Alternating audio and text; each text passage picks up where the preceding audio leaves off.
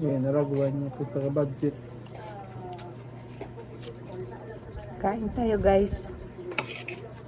Kumain tayo ng salad na ampalaya. Marami tayong makukuhang benepisyo dito sa gulay na ito guys. Bababa ang ating diabetes. Nakakabawas ito ng taba sa ating katawan.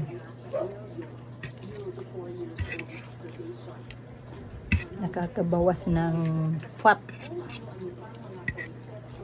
Kaya lagi tayong kakain ng ampalaya. Yummy. Ito ang hapunan ni Lola. Saba.